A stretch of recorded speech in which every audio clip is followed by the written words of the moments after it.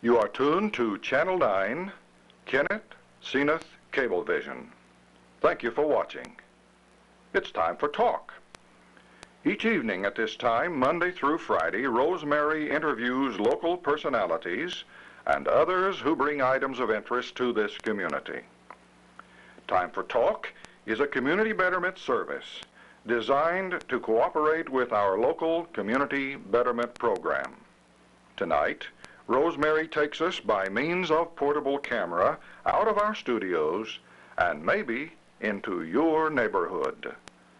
And now, it's time for talk. Sitting here on the east corner of the courthouse, we've been talking with Mr. Paul Price. He's been taking us around the square and reminiscing about everything the way it used to be back in his day. Now, that's not the earliest that we have had people talk to us about the square, but it's early. Paul, the courthouse that sits here right now, of course, was built in when? Finished in 1939, something like that? 39, 40, I don't know. WPA labor brought it in, and people were really glad to get to work. What do you remember about the courthouse before that? The old courthouse before that had quite a wide hallway. In fact, there was a man named Red Liggett got arrested for driving his car through the hallway of the courthouse. Of course, he had to jump 2 steps to get out and into the courthouse, but he drove right down the hall. It was that wide. And so he came off the street and up the steps and drove his car right of some kind. I would be afraid to say, no telling, you know. Okay, now, why did they tear the old courthouse down? Well, sitting here reminiscing why they tore the old courthouse down, the town clock back during the second election of President Wilson, they almost shot the town clock off, and it got where it wouldn't run. What now? They shot the town clock? They put quite a few holes in it during the second election of Wilson. Okay, were they celebrating Wilson being elected? I can recall, and somebody said, well, you're wrong, you can't recall that, but I do recall they had a big bonfire across on the west side of the courthouse, built a big bonfire, and they had everybody had their guns in town, and I know that was the celebration. What were you waiting to do, to hear from the election, from the radio? Waiting to hear from the election. Okay, so it's 1918, and you're waiting to hear, and everybody's at a bonfire. That came up, and then sitting here reminiscing about the courthouse, the... Now, wait a minute. Don't leave. They had a bonfire, and everybody brought their guns, and they shot the big old clock. And, well, they wasn't supposed to shoot the town clock, but that's what they, you know, they got wild with them guns, and the town clock ended up the next morning with a few holes in it. But that wasn't surely why they tore the courthouse down, to fix the clock. Well, it could have been, but just sitting here reminiscing about that, of course, on the southeast corner of the courthouse was the local downtown restroom. Here, right over here. Right over where the telephone booth is. There was a downtown restroom. Now, I'm holding my breath. What was the restroom like? Well, it was an outdoor, more or less, you know, not crack-proof. Yeah. And I could tell some wild stories. But maybe you better not. This is a family show. Okay, go ahead. But it was quite a place. And, of course, that was one of the reasons they needed to tear the courthouse down. To get rid of the outhouse? Get rid of the outhouse. Okay. Well, the thought was good for people who came into town on Saturday. Hey, you used to have big drawings here in town, and people from all over the country came around, right? In for the drawings on Saturday afternoon. It was big time. Well, I think you show that in your 39 film of the drawings downtown. Lot down close to the Baptist Church. Right, okay. But now, by that time, this courthouse was torn down. After he'd driven his car through, and they had the clock shot up, and the outhouse was disgraceful. They were wild stories about what happened in the courthouse. I couldn't repeat. You know, I mean, I don't remember too much. Tell me another wild one. Driving the car through, you know for a fact I know for a fact that happened. And there was a story told one time about them putting a wagon on top of the courthouse, but I don't recall seeing the wagon on top of the courthouse. Okay. While as it was, I'm sure that happened. All right. Paul, what do you remember about Blair Park? Before the days of city parks and before we had Jones Park and Oak Haven, there was a place called Blair Park out where Dixie Motel is now, where now Oxford Inn is. What do you remember about Blair Park? Well, I remember it was just quite an entertaining place on Sunday afternoon, go to local baseball games. Of course, then years later, while they had different things, a man named Wally Lloyd opened up a barbecue barn out there of some kind, seemed like. Of course, then he ended up going from that to a local Saturday night dance, and I think the Saturday night dance has finally got closed down. Okay. Of course, then he had a cafe up on the front, and I don't think I'm telling anything out, but he done pretty good because he had a friend of mine I played football with named Ralph Lloyd, and Ralph always had some loose change in his pocket. I don't know where it come from. Well, we always told Ralph it come from Blair Park restaurant that his daddy had, and he didn't deny it. Okay, all right. Do you remember, or do you remember hearing stories about, was there any sort of a park down here by the Frisco Railroad? Was there a Frisco Park, to your knowledge, that was set right in there by the depot somewhere?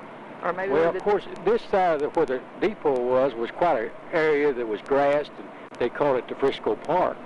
Okay. But it wasn't anything particularly there. It was just it seemed like they had a flower garden out there kind of surrounded, but basically that all. Now to reminisce some more about your baseball, down where the Kennett sewer treatment plant is, they used to play baseball on Sunday afternoon in that territory. And when they knock a fly ball to left field, it would go into the local sewer ditch. Blair's Park. It finally sold to a man the name of, wife still lives out there in a house out on Blair's Park. Okay. Hoss Hamilton was his name. Hoss Hamilton. I think come in here from Cena. That's who originally owned the Blair's Park, which ended up being Dixie Park. Okay. So you've come a long way. You've come into the day of city parks and well-planned activities to the day when people just look for a place to go on Sunday afternoon. Sunday afternoon, you Washington Avenue and the Court Square. Where were the nicest houses of all when you were a kid? Well, I imagine Washington Avenue.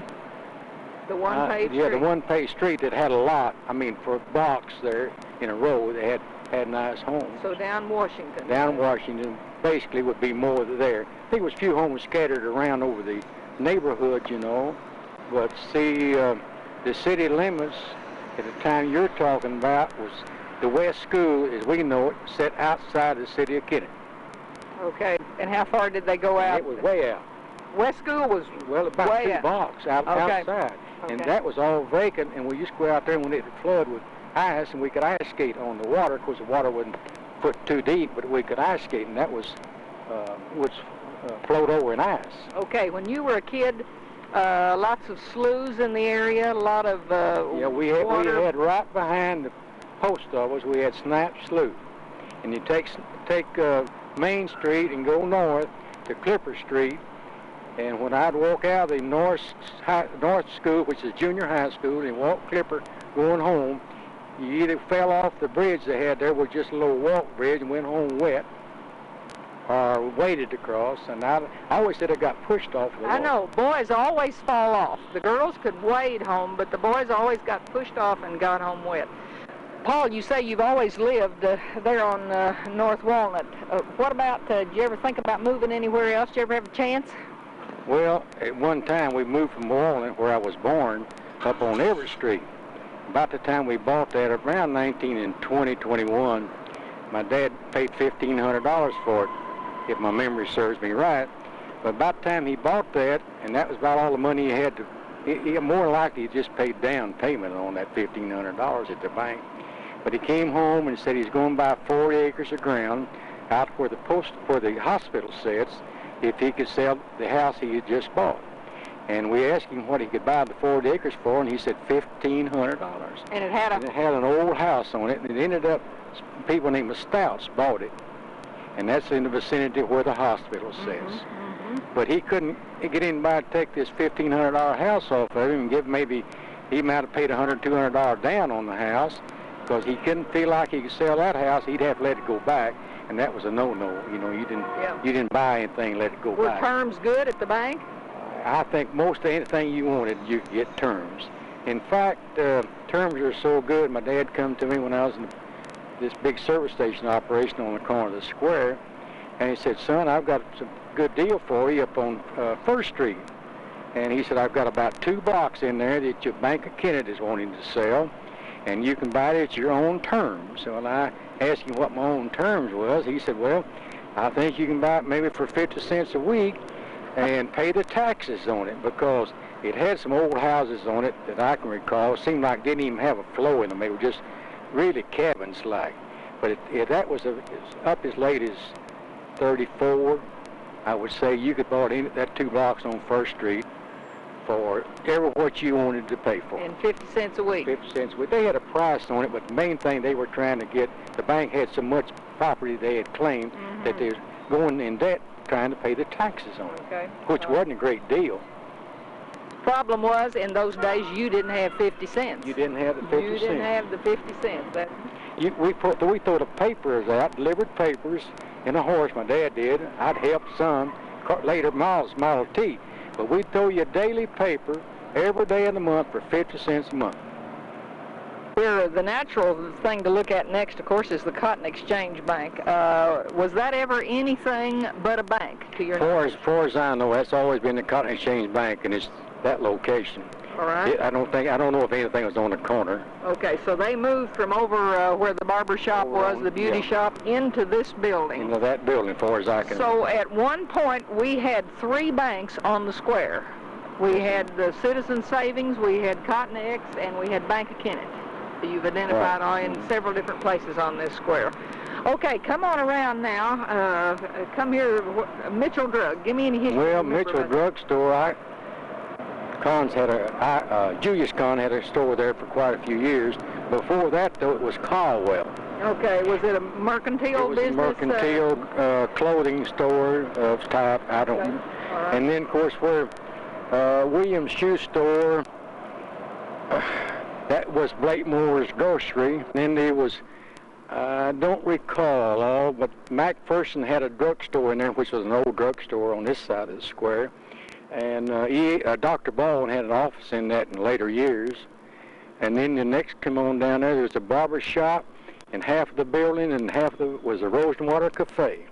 A barber shop on one side and a split deal. And then upstairs, that used to be a 2-story building. And that's where the National Guard used to have their meetings. Where now? Where Daydreams or Tootsie's? Which I'd say over Tootsie's, more or less over Tootsie's. The National Guard Guard had their armory. We called it their armory. That's where they had their drill. Were you ever in that? No, ma'am. My dad, I tried to join one time. My dad said he'd just take me down to Gregory and put me in the ground if I wanted to get in the National Guard. That was how rough it was. National Guard, there was I mix up on you, a drugstore along in there somewhere.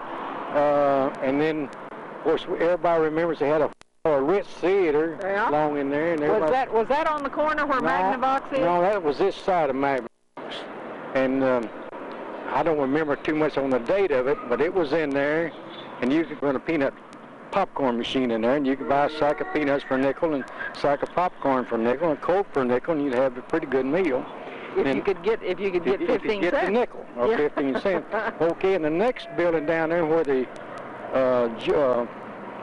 Magnavox was a man named Plumley, had a drugstore, and it was quite a hangout for kids. And of course, upstairs was a big hangout. They had a kind of a balcony in the back upstairs.